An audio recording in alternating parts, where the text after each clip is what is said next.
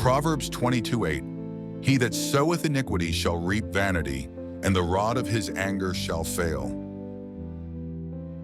Willow Hollow shimmered under the late summer sun of 1883, its rolling grasslands stretching wide beneath a sky brushed with wisps of cloud.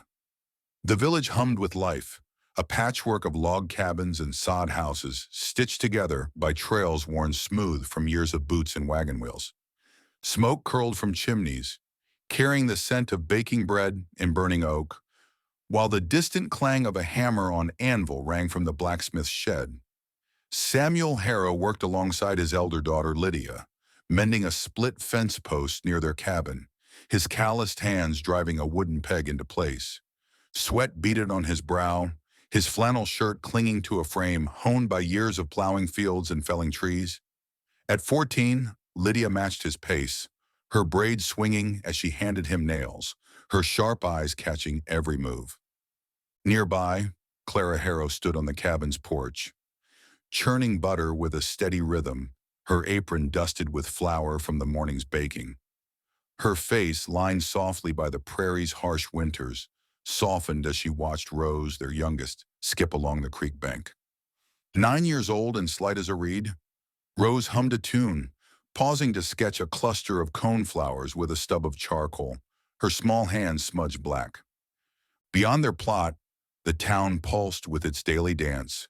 Widow Ellis traded eggs with the miller, children chased a hoop down the lane, and the blacksmith's boy hauled water from the well. Reverend Amos's voice drifted from the wooden church, calling for a hymn as folks gathered to mend a pew, their laughter mingling with the prairie breeze. Night fell gentle and warm, the cabin's oil lamp casting a golden glow over supper. Cornbread, beans, and a sliver of smoked ham. Samuel led a quiet prayer, his voice steady, thanking the Lord for the day's bounty. Clara tucked the girls into their shared pallet by the hearth, and he settled into a creaking chair, whittling a spoon as crickets sang outside. Sleep came slow, the day's sounds echoing in his skull, the creak of the plow, Lydia's chatter, the rhythm of life he'd built. Then the dream took hold. He stood by the cabin's lone oak, its branches clawing at a moonless sky, and there beneath it crouched a figure, a rabbit upright like a man, its fur ragged and patched, digging with a shovel. Its eyes glinted yellow, catching some unseen light, and dirt flew in clumps from the hole it carved. Samuel stepped closer, heart thudding, and the rabbit paused, planting the shovel in the earth. It leaned on the handle with one lanky arm, head tilting as it spoke in a voice old as dust, yet clear as a gentleman's. "Beg your pardon, good sir, I'm merely passing through. Great doings are afoot, you see. If I might trouble you with a thought, this patch here's a rare beauty, wouldn't you say?" The words hung heavy, its gaze piercing, and Samuel jolted awake, sweat soaking his nightshirt, the oak's shadow lingering in his mind. He rose, peering out the window at the tree, its silhouette stark against the stars, but no hole, no figure, just the wind rustling its leaves. Dawn broke with a haze of heat, and Samuel shook off the dream's chill, joining Clara to milk the cow as the girls fed the chickens. The town stirred anew, folks bartering at the general store, the miller hauling sacks of flour, but a stillness clung to him, the rabbit's words gnawing like a splinter.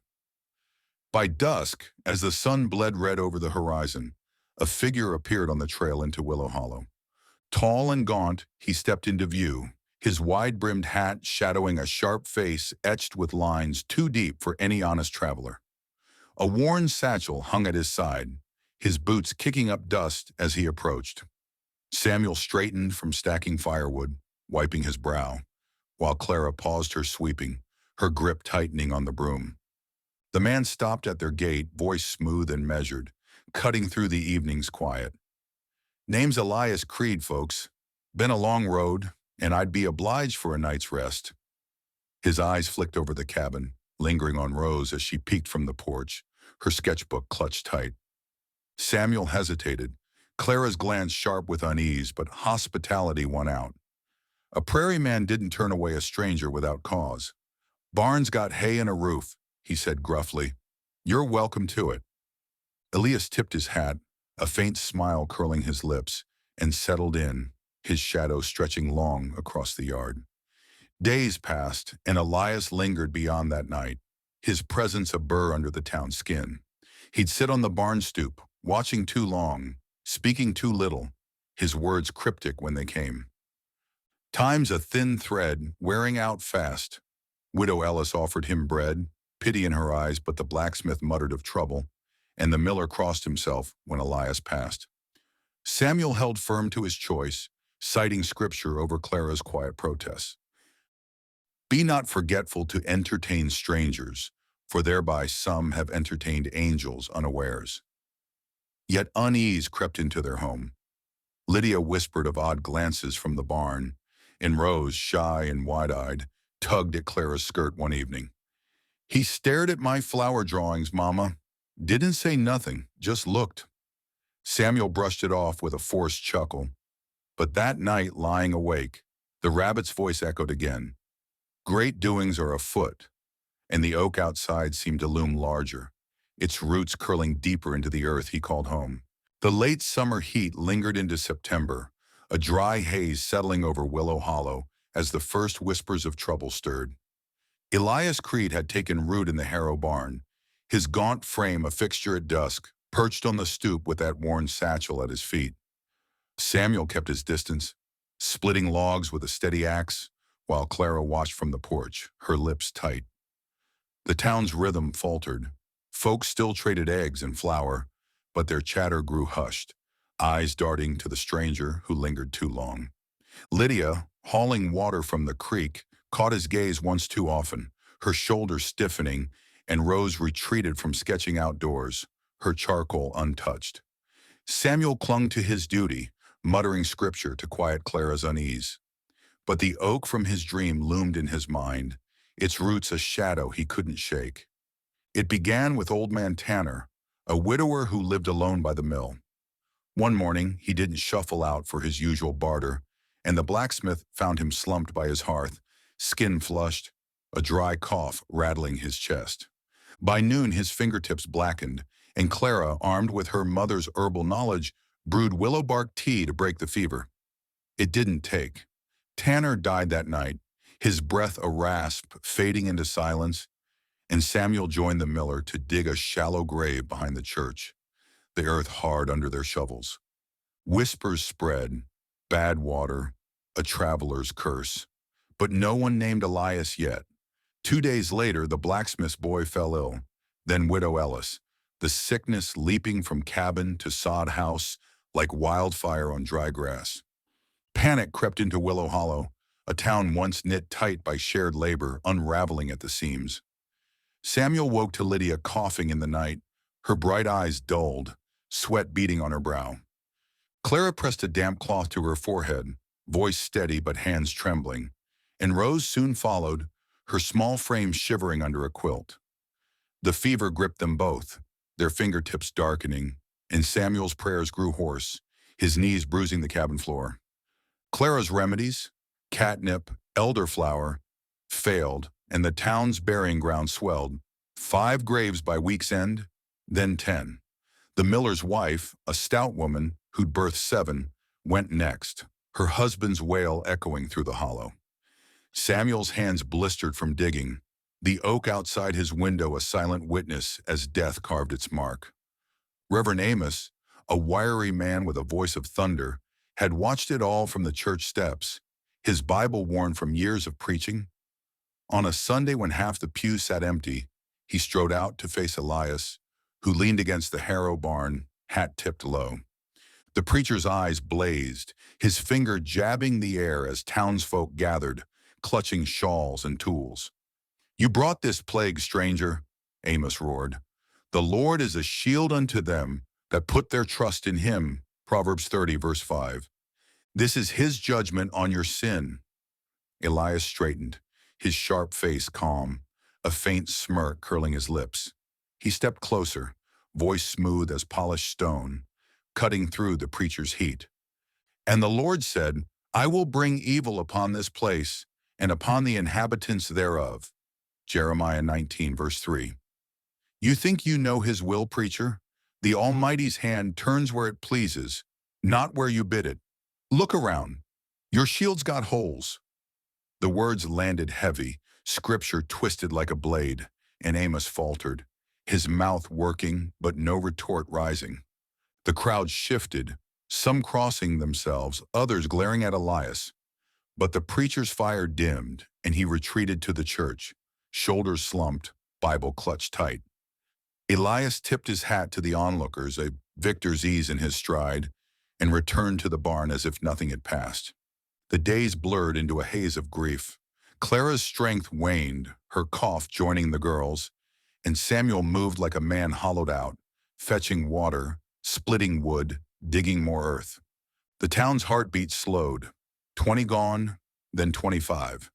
The burying ground a patchwork of mounds. Lydia's breathing grew shallow, her hand limp in his, and Rose slipped away one dawn, her quilt still warm as Clara wept into Samuel's shoulder. He buried them side by side behind the church, the shovel's bite a rhythm of loss. But Clara clung on, her eyes fever bright, whispering of the girls between ragged breaths. The oak stood watch beyond the cabin, its branches clawing the sky. And Samuel saw it now, the spot from his dream, the rabbit's fine patch, waiting under its roots. Elias lingered through it all, a shadow on the edge of the chaos, his satchel slung over one shoulder. He offered no help, no words, just watched with those deep-set eyes, his cryptic mutterings, time's thread phrase quick, echoing in Samuel's ears. The town turned on itself, some blaming bad wells, others pointing at the stranger. But Samuel had no fight left, his world shrinking to the cabin's four walls. Clara's cough worsened, her skin paling, and he knelt by her pallet, praying for a miracle that didn't come. The plague tightened its grip, and the oak outside seemed to grow taller, its shadow stretching toward the home he'd built, a marker for the ruin unfolding within. September bled into October, the prairie air turning crisp as Willow Hollow drowned in its own silence. The plague had carved a jagged scar through the village. 37 souls gone, cabins standing empty, the church bell stilled. Samuel Harrow moved through the days like a man unmoored, his hands raw from digging, his flannel shirt hanging loose on a frame whittled by grief. Clara had slipped away in the night, her final breath a whisper of Rose's name, leaving him alone in the cabin that once rang with laughter. Lydia and Rose lay buried behind the church, their graves marked by rough-hewn crosses, but the weight of their loss pulled him elsewhere. The oak by the cabin, that cursed spot from his dream, called to him now, its roots curling deep into earth he couldn't escape. Elias Creed remained a fixture through the worst of it, perched on the barn stoop as the town crumbled. His gaunt face betrayed no sorrow, his eyes glinting with a quiet knowing as Samuel staggered past, hauling Clara's quilt-wrapped body. The stranger's voice cut the air once, low and deliberate. Time's threads near snapped, Harrow. But he offered no aid, no comfort, just watched as the burying ground overflowed. The surviving townsfolk, hollow-eyed and coughing, avoided him now, their whispers of curse and devil trailing in his wake. Samuel had no strength to confront him, his world narrowed to the shovel and the dirt, the ache in his chest drowning out all else. Then one gray dawn, Elias was gone. No farewell, no sound of boots on the trail, just an empty barn, the satchel missing, his shadow lifted from the hollow. Hours later, a shift rippled through the sick. The blacksmith's boy, frail and fevered for weeks, sat up, his cough easing. Widow Ellis, bedridden since Tanner's death, took broth without retching, her fingertips paling to flesh again. Whispers spread among the survivors. 11 left, counting Samuel. A curse undone, a plague unbound by the stranger's exit. They gathered at the church, voices trembling with hymns of thanks, but Samuel stood apart, his faith a frayed thread, his eyes fixed on the oak. He carried Clara there alone, her body light as a child's in his arms, and set her beneath the tree's gnarled branches. The spot matched his nightmare too well, the rabbit's fine patch, its shovel stuck in the earth, and he dug, the blade biting deep where the creature had stood. Sweat mixed with tears, his breath ragged as he shaped a grave beside the roots, the soil dark and rich, a cruel beauty in its stillness. He laid her in, then fetched the girls from the churchyard, moving Lydia and Rose to join her, their crosses replanted in a row. The work took all day, his hands bleeding by dusk, but he finished alone, the town's mourners keeping their distance, their pity a weight he didn't want. Winter crept in early, a thin snow dusting the prairie by November, the wind whistling through Willow Hollow's skeletal remains. Samuel lived on in the cabin, a ghost among its walls, tending a fire that warmed no one. The survivors rebuilt slowly, new fences, a shared harvest of what little grew. But he stayed apart, his days a blur of silence and memory. One morning, driven by a need he couldn't name, he trudged out to the oak, kneeling by the graves in the snow-crusted earth. He prayed, lips moving without sound, asking for peace, for answers, his voice lost to the wind. As he rose, stiff and aching, his gaze caught on the snow, a scattering of rabbit tracks, small and deliberate, circling the mound. They looped the graves, fresh in the snow, no maker in sight, their pattern too neat for chance. He froze, breath clouding the air, the dream's voice echoing. Big doings are afoot, and a faint hum rode the breeze, low and fleeting, like a pulse beneath the ground. The tracks led nowhere, vanishing at the tree's base, and he stood, eyes tracing the empty prairie, its grasses swaying under a slate sky. Elias's shadow lingered in that stillness, a stain he couldn't scrub, and the rabbit's gaze burned in his mind, red and watching from some unseen place. Samuel turned back to the cabin, footsteps heavy, the tracks a mark of something vast and unknowable. Willow Hollow breathed again, its 11 souls clinging to life, but he carried the weight of 48, the oak a sentinel over his ruin. The hum faded, the wind took the snow and he walked on, a man alone with the silence, the stranger's work done, the rabbit's promise kept in the earth where his family lay. In the stillness, the prairie stretched boundless as eternity, whispering truths no prayer could answer. And he bore them like a cross carved from the roots of his own making.